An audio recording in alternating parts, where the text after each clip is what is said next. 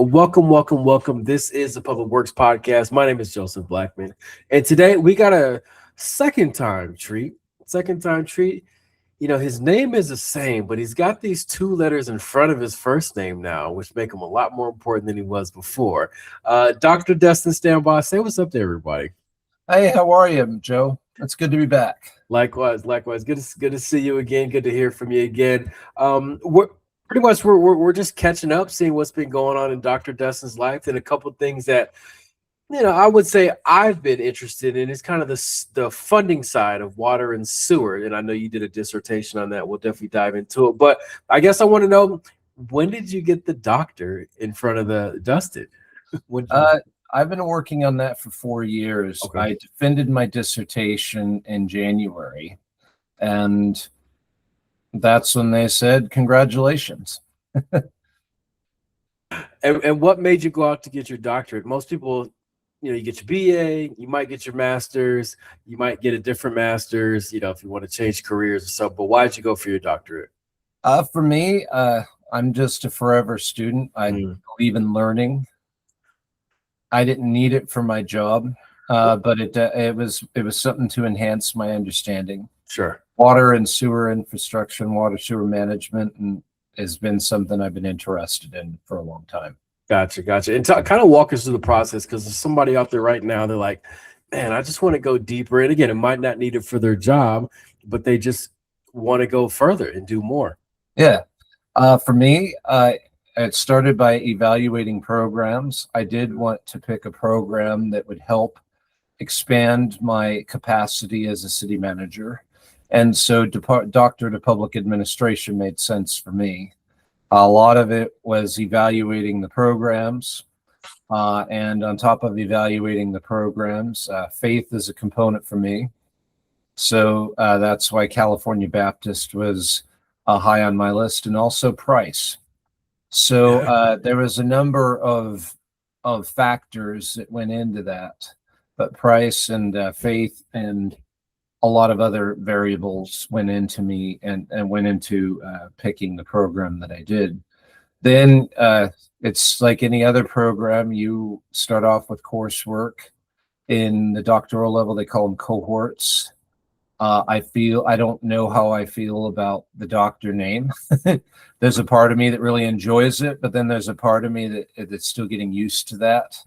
Because I don't want people to I don't feel like I'm any more important than you or anybody else who's out in the profession. I did it for my own self-enrichment. The difference between a master's and a doctorate is now I'm the provider of information as opposed to the consumer. That was one way that was described to me. Okay. I had to do my entire study. So I finished my coursework, and then a year and a half was spent conducting my study and finishing the dissertation. So throughout most of the program, I was actually building up to writing it while I was completing my coursework. And coursework added a lot of depth to, public administration. It wasn't just devoted to water and sewer. It was expansion on theory. It was organizational theory, strategic issues management. A lot of the things added depth to the managerial skills that I had acquired through my experience in the Army, through my early city administration experience. And so it was a nice supplement to what I had already experienced or accomplished. Sure. So the thing that I'm most proud of is out of a cohort of, I think, 18, which is what they call classes at the doctoral level, at least at the school I went to. Only 2 of us have gotten a DPA next to our name, which was, so I don't know if I want to stroke my ego or not. I don't want to pin my ears to get to the Grand Canyon, you know what I'm saying? But, it was a lot of work. So a long-winded story short, that's at least been the short synopsis, as much as I can shorten it, of my experience. Yeah. And then Cal Baptist, you guys had a really good basketball team this year. Yeah. How often did you have to set foot? I forgot what city they're in, but how often did you have to set foot on campus during the program? For me, I really didn't have to. Most of the stuff was done by Zoom. So yes, I still had to do regular meetings with my department chair and all that stuff, but most of it was online. And when when I'm raising a family, I don't have a big family, but getting a teenager through high school, it definitely felt the online was the only way I could personally make it happen. Sure, sure. But they're in Riverside, California. Gotcha. Riverside, that's where it's at. Yeah. And then tell us, the last time we spoke, I forgot exactly where you're at, but you're in the Midwest and now you're in Weed, California as a city manager. Talk to us about that transition, which is from Midwest to California. Like, that's a big transition.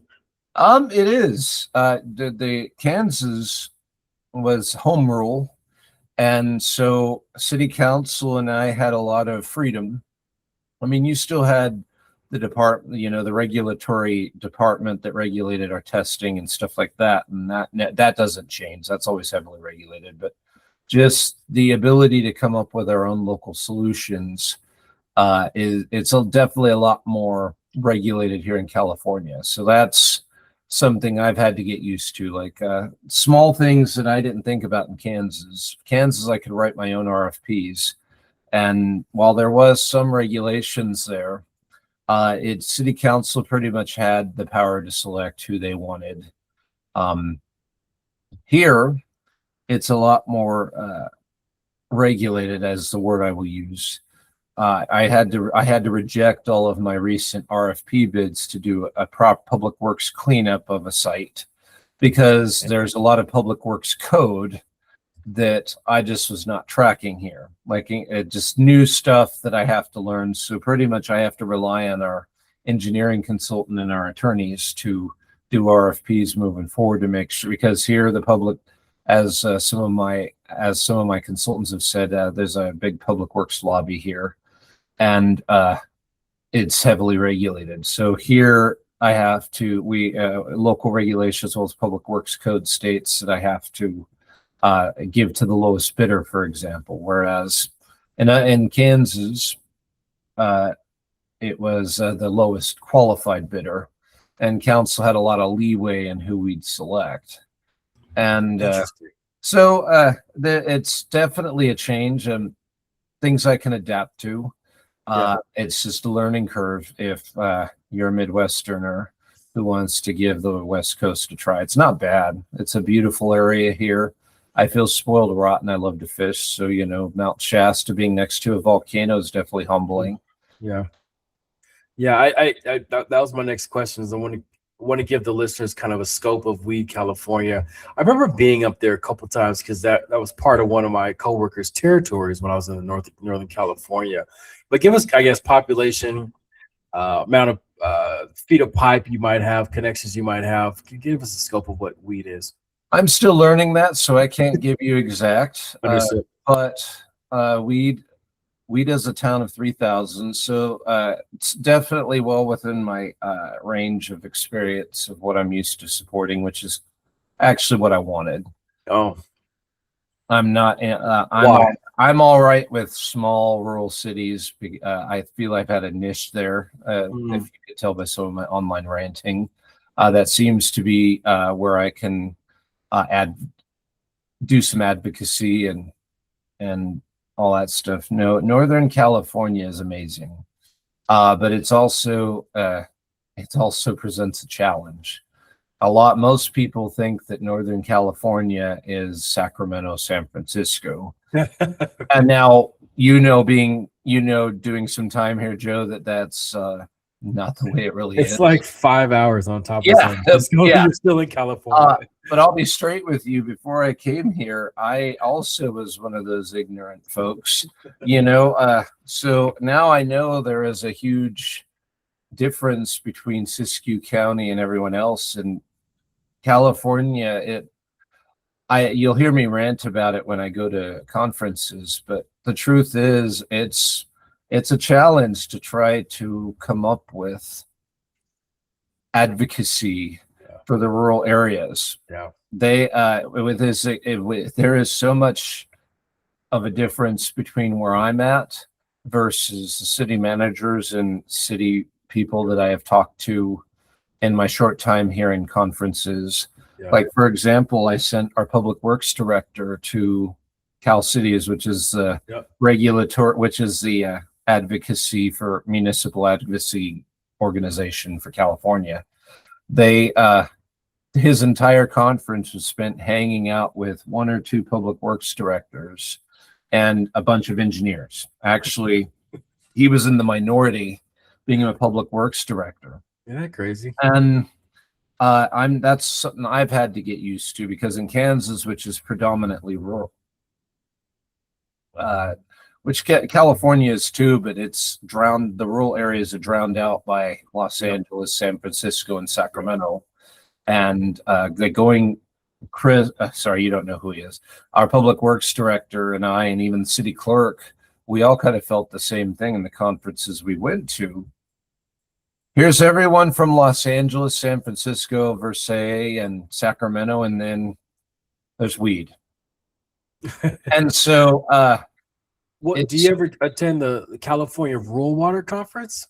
That's really where I'm going to, and working with our public works director, I'm steering him that direction, because Cal Cities just did not feel like it was representative of our needs. And so I'm encouraging our public works department to go that direction, and he is. They are. So we're getting to know them, and we'll be getting more acquainted as time goes on. Sure. Yeah, it's kind of similar in Arizona. You know, you have your Phoenix, you have Tucson. You know, you get the Valley of Phoenix, and you have Tucson, kind of the couple surrounding cities around Tucson. Other than that, it's rural. Let's be honest. You know, it's 5,000, 10,000, 3,000, 5,000. Like, those are the rural towns outside of the Valley specific area.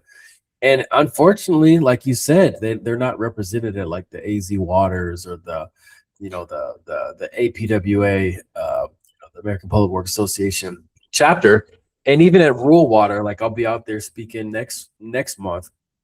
And when I walk around, I'm thinking there's still not enough. There's way more rural communities out there than they're represented at the conference. And why do you think that is? Why do you think when you send your public works director to a Cal Cities, it's 3 directors and the rest are engineers?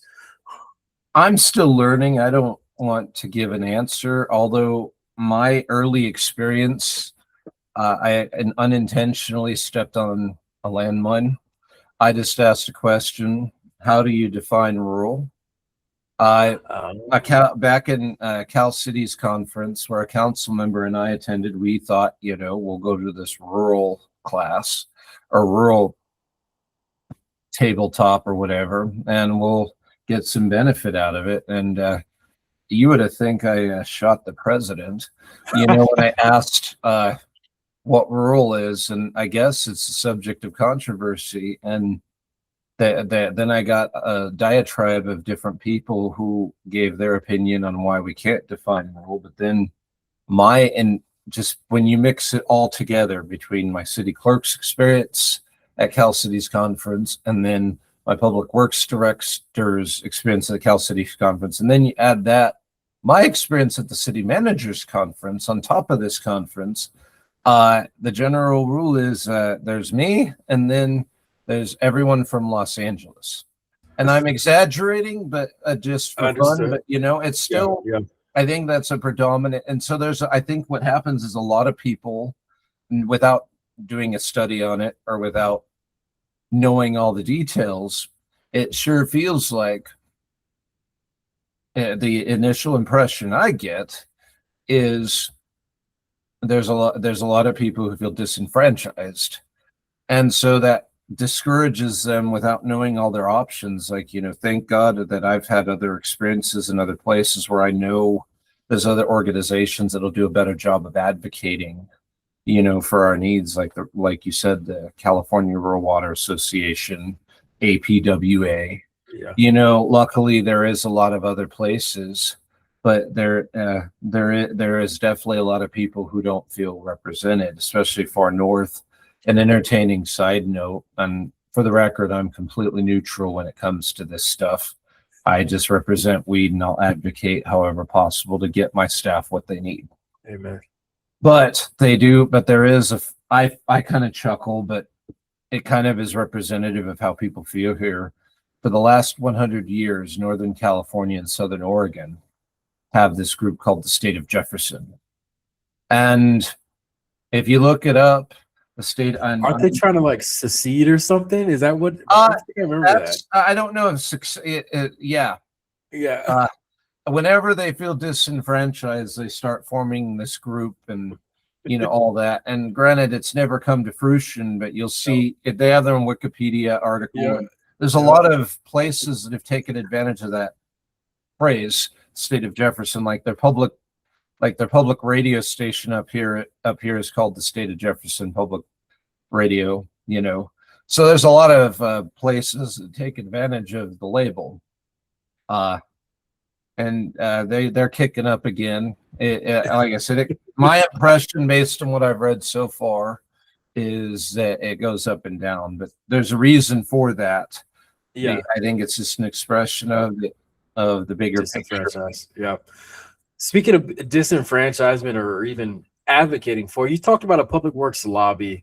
Those who kind of get, I wouldn't say in the way, but those who kind of throw their weight around and say, hey, we want public works to operate this way or to abide by these rules. Where does that come from? And kind of give our listeners who might not know what that is or what it looks like in California, kind of a sense of what it is. I honestly am still learning. That was just something that someone mentioned when I was talking about my impressions of California. So I can't give you specifics because I haven't really looked into it. I just know my experiences of having to reject all of my bids because there were some regulations and stuff that my attorneys reminded me that I should have included in there that I didn't. Gotcha. So I'll leave it at that. I would love to say I'm educated on it, but I really don't. That's just a phrase I've heard. Understood. People. Understood. Let's get into the funding side of things. I've been intrigued by, I started reading the Safe Drinking Water Act, the 50 Years book. Talks about why the Safe Drinking Water Act came about. Even like it dives into some of the Clean Water Act. And then which kind of made me think, okay, like, yes, we need to have newer pipes underground. They're too old. Everything's falling apart. And then comes into play, how are we going to pay for it? Where's the money going to come from? So of course I start diving into all that, but I kind of want to hear, like I'll let you go down your rabbit holes around around funding in regards to water and sewer. Sure. So I did my dissertation. I stuck to Kansas, which is where I was at when I started. I wanted to find out. I originally had a mixed method study planned, but then my committee chair's like, do you want to finish? And I finally caved and just stuck with experts, city managers, and honestly more city clerks. Because in a rural place like Kansas, the vast majority of cities don't have enough money to support someone like me. So they have a city clerk who serves as the administrative head of state and shares that with the mayor of a town. And the vast majority of towns, I think there's around 600, don't quote me on it, but around 500-600 known municipalities of various sizes, and 400 of them, 300 to 400 of them are less than 1,000 people. And so you've got a lot of small towns in Kansas that have aging infrastructure, that have a city clerk in most of them. Some of them have city administrators or city managers like me, but the vast majority don't. And so they're busy trying to get funding to replace their pipes while managing the public works crews that they have. A lot of times, depending on the size of the town, maybe have one or two guys or gals, and those two people are responsible for everything. And then they have, even in a town of like 400 or 500 people, and miles upon miles of pipe. And so what I was intending to find out is what it was like for them to access funding. Now, what was inconvenient for me during the course of that is that Kansas actually got proactive on me and created the Kansas Infrastructure Hub. So I would love to do a follow-up study to see how the Kansas Infrastructure Hub panned out, because that actually was a policy solution to what I was observing with my Interesting. experience there. You Which, think you kind of spurred him in that direction? yeah, well, I don't know. I don't think I'm that important, but I think I you think, well, thanks, Joe. But for me, it was just my own observation. And if I'm experiencing this, I know I'm not the only one that is. So probably the more realistic answer is I joined the choir. And so because in my interviews with people, I unfortunately didn't achieve a saturation like I intended, which I think was a reflection of the challenges that these small municipalities had. I refer to it as administrative capacity. And it's not that these people aren't capable of filling out grant applications. Everyone that I talked to is intelligent. Everyone that I talked to, I only got 8 interviews in. Unfortunately, the response rate wasn't as high as I'd hoped. But I still extracted all the information I could out of those 8 people, and I'm really truly feel blessed that they agreed to interview with me. But you hear a common theme, unless you have a lot of time on your hands, which most people in small towns don't. I know, even being a small town administrator, you've got a lot of different hats you have to wear. You're the planning person, you're the public works guy, you're the finance guy, and you've got to make it all work.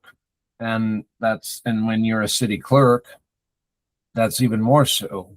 You have a lot of different irons in the fire, and you would think a small town doesn't have a lot of things to do. Oh, we all know better. Small town, the smaller it is, the more hats you have to wear. And so do you really have time to fill out grant applications? Now, depending on where you're at, if you get lucky, you've got an engineering firm that's willing to do it for you, but you're going to have to pay them to do that. And so that's less money out of your coffers. So that a lot of towns and cities won't do it. Then you have others, who have nonprofits. If you're lucky enough to have a nonprofit, like, Kansas has another arm. They call them, it's been a while since I've been there, but they have planning commissions. And embedded in those planning commission districts, they also have grant writers that will help small towns out. So if you know of your resources, you can get it done that way.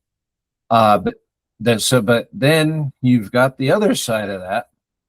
You have to compete with other cities and towns over funding your project.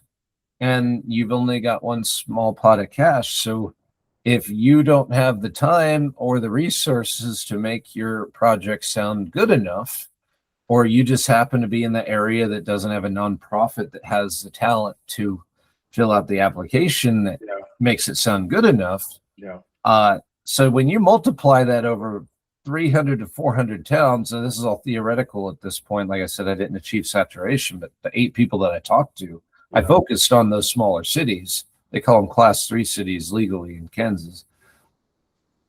Yeah, they just don't have the manpower or woman power, to make that happen. And it's very easy for people to write off these small towns as well. They just didn't try hard enough. I've heard that in various forms. They don't come out and say it quite like that, but it's implied.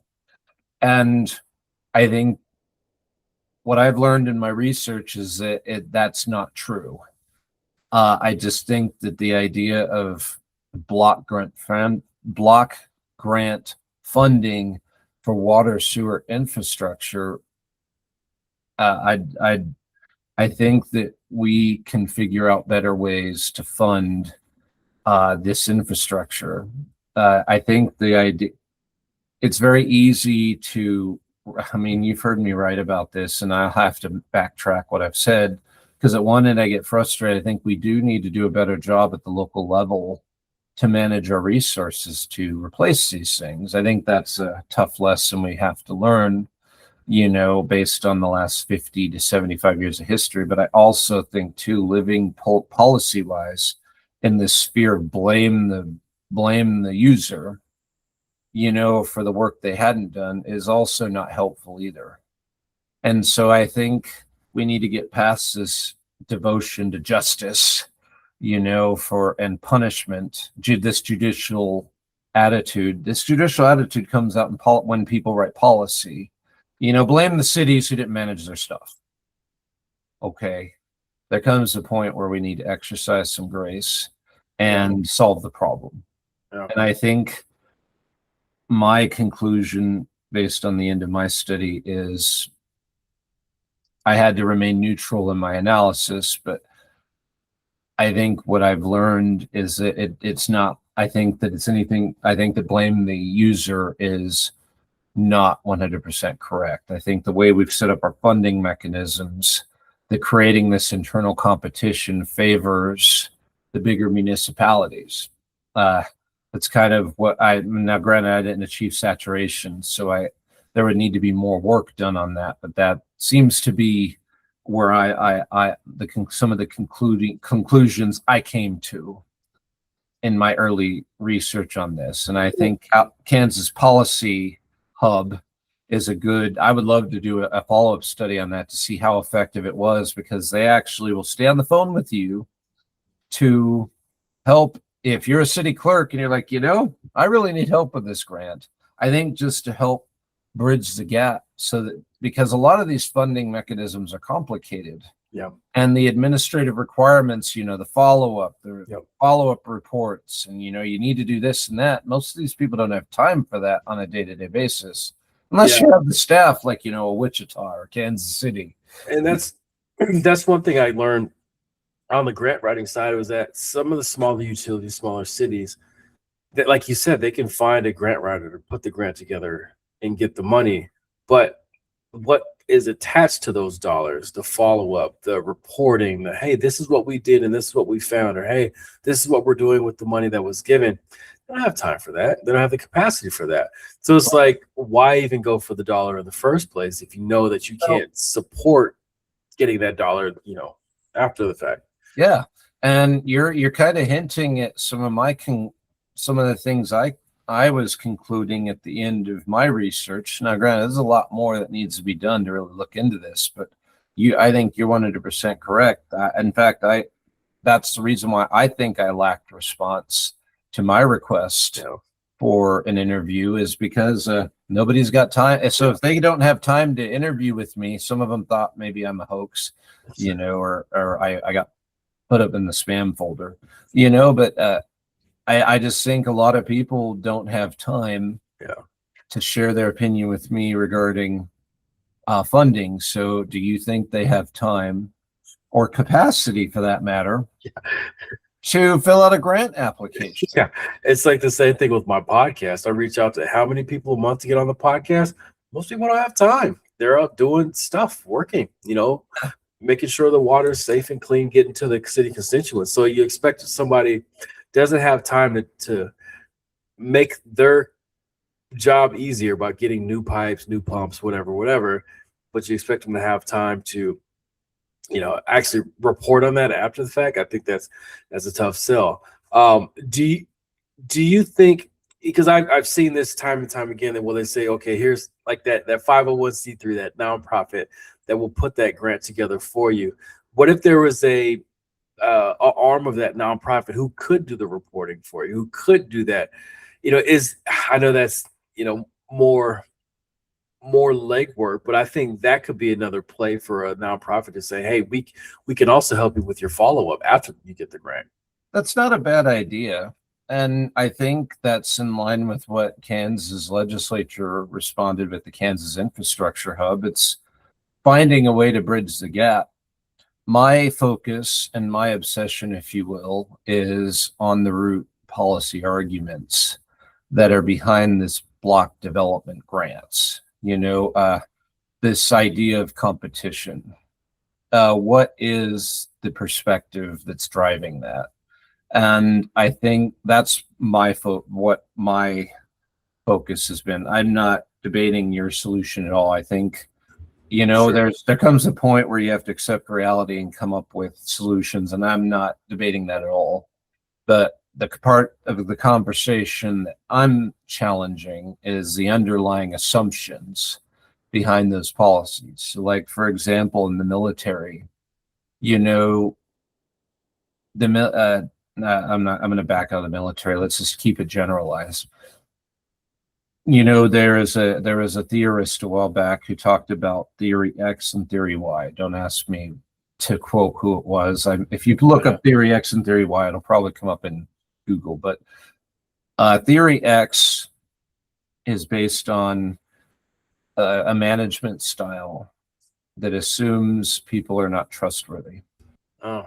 And the theory behind what this guy was, if my memory serves me right, it's been a while, but it stuck with me.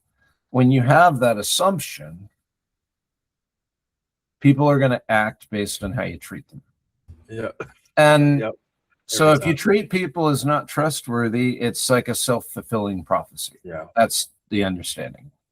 If you have this belief that people are inherently good and inherently, you know, assume positive intent, you know, and that people are trustworthy, then that's going to be your management style. That's going to be reflected in your policies, that and my proposals to council and all that. Now, I'm not ignoring my job as looking out for the liability. I just rewrote a water ordinance, which took our water ordinance from 1 page to 15. Well, there comes a point where we didn't have any, and so there's a lot of winging it, which is good.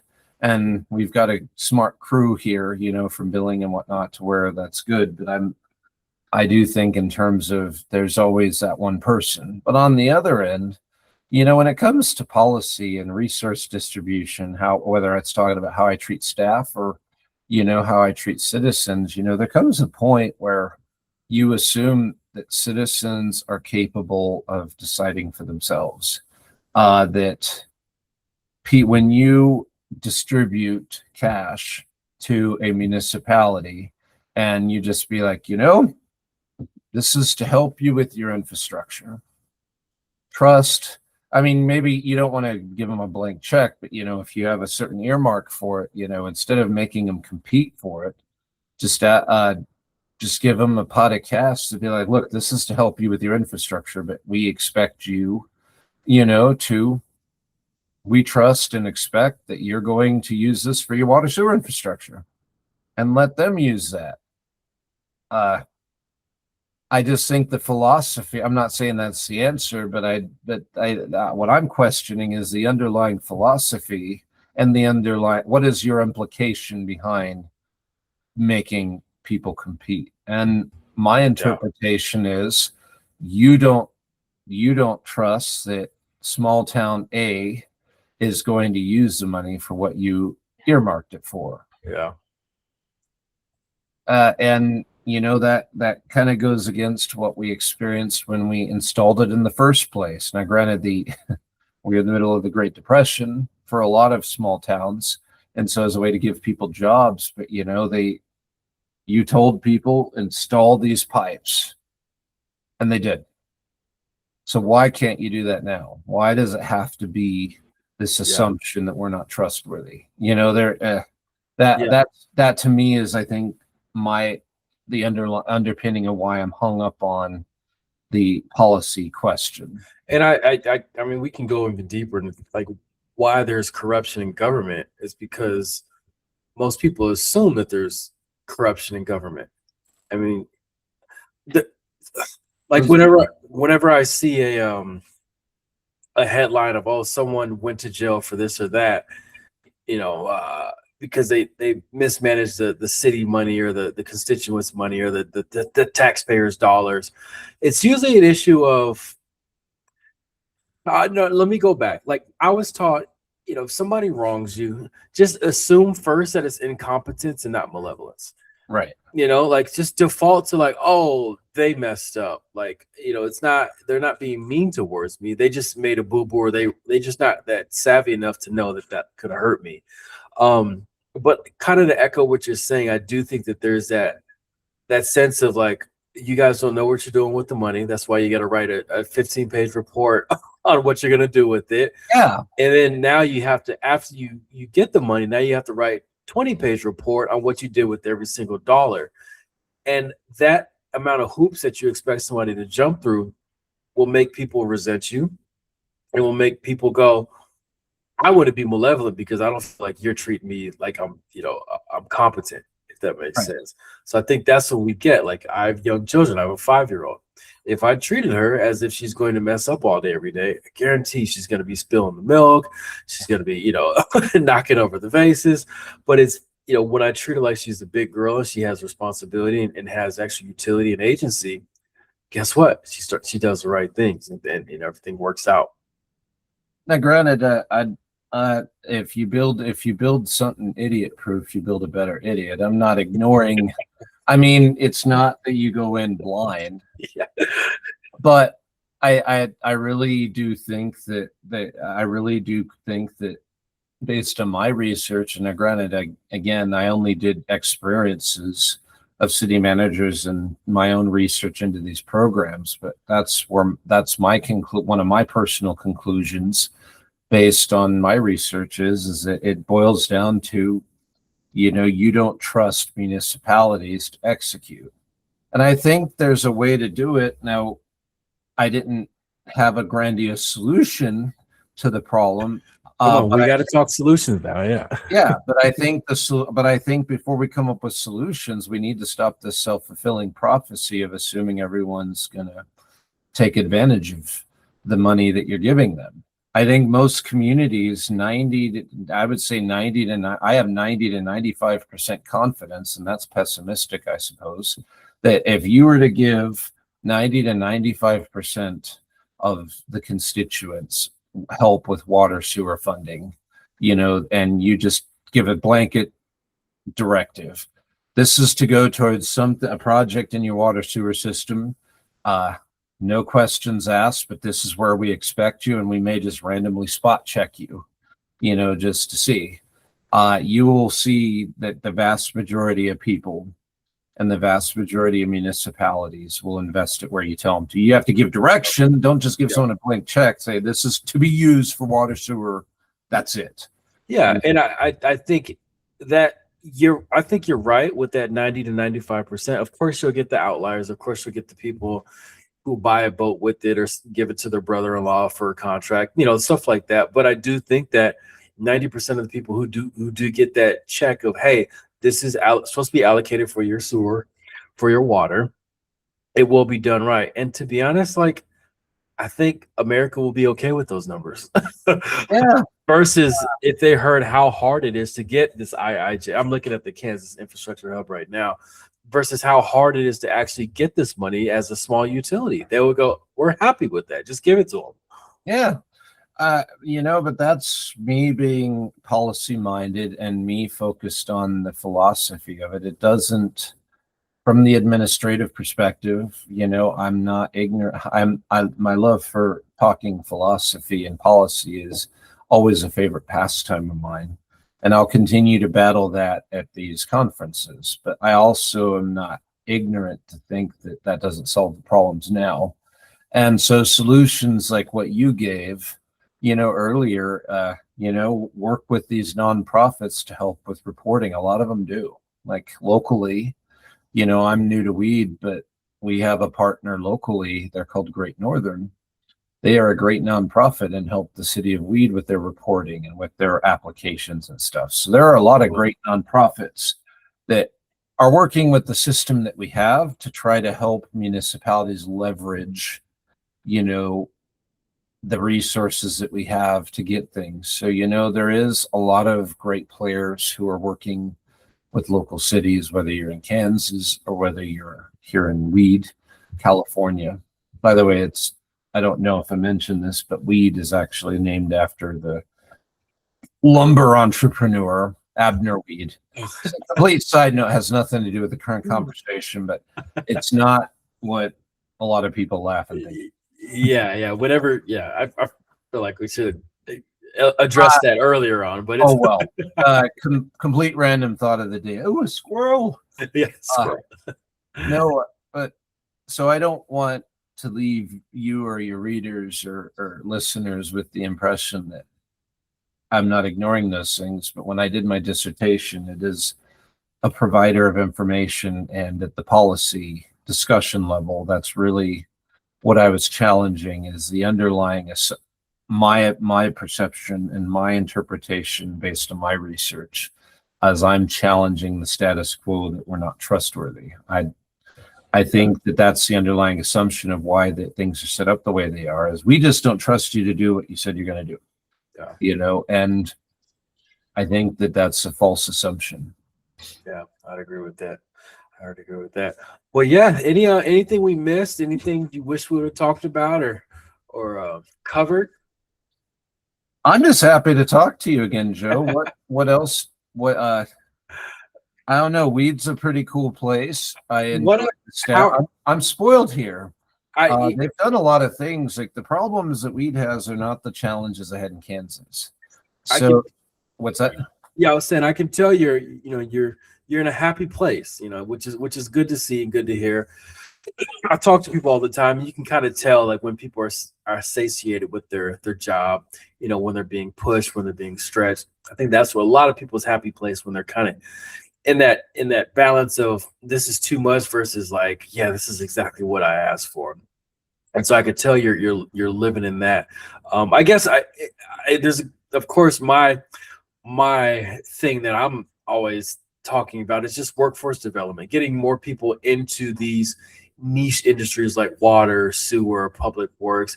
How is Weed solving for getting that 19-year-old kid who just got out of that Chipotle job to get a career with the city?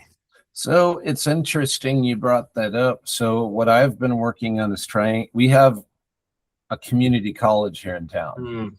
And what I'm excited about this community college is we've been partnering with them, as well as getting them to partner with the high school. And they already partnered. I'm just trying to make that more memorialized, because they already partner a lot already. Gotcha.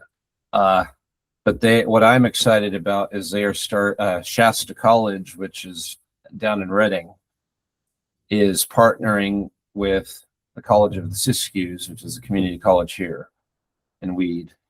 And they are offering a water sewer non-credit training program to get people through all of the testing that they have to do. So I don't know if I've told my staff, and they were not arguing with me. I said, guess what? Guess who are going to be their first enrollees into that program? And I said, you. And so they're all really excited about that. And that's cool. So I'm trying to continue that program and continue to make presentations to the high school and the elementary school kids, to let them know that, hey, these are city careers. Granted, my public works staff is fully staffed, but I'm continuing to let people know that it's a career option. Yeah. No, that's good that you're using the high school and the community college for that. Where does most of your workforce come from? Are they local Weed residents? Actually, yeah. Okay. We're a working class community, which I'm personally happy with. Yeah, in California, a lot of people can't afford to live where they work. Yeah. So this is Weed's done a lot of things right to keep the housing market stable, and we've had some hits. We had a major employer shut down recently, which kind of sucks. But we're trying to keep the narrative at the city level as focus on hope and focus on renewal and focus on you have the tools already.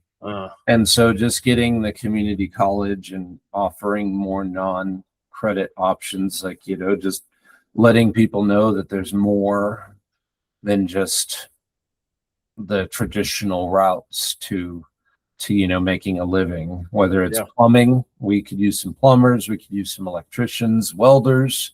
There is so much that we could use that supports public works, in so many ways. So the college is exploring that, and So I feel like we're in a good position to prosper, and we're kind of doing some foundation building.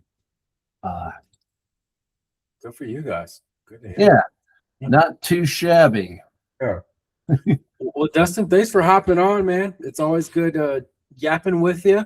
You too. And I like that program you're starting up. So I'll probably reach out to you in a year and see how it's going. See how the first cohort went through it and how it did. And it's to be honest, I feel like that should be duplicated or replicated all across the country. I feel like there should be a water, wastewater type of program that, again, we do it for linemen, we do it for HVAC, plumbers, and all that. Why can't we have it for water, wastewater? Well, my devotion to drink water management has been evident in our previous conversations. So I'm anything. I can't take credit for this. This is something the colleges took charge of, but I told them I'm enrolled. We're in full support. So. Good stuff. Good stuff. Dustin, once again, thanks for hopping on. To all the listeners out there, make sure you share this with somebody you think needs to hear it. Dustin, any final words before we get out of here? Keith, my heart continues to go out to those who serve their communities every day. You are the reason why we continue to make things happen. Yeah. And you're a soccer guy, goalkeeper. You got any World Cup predictions for us? Oh, go USA. Granted, I wasn't happy with the Belgium performance, but we'll reply. I'll blame it on the jerseys. The jerseys were too close, and I'll go with that. All right, Dustin. This has been the Public Works Podcast, and thank you everybody for tuning in.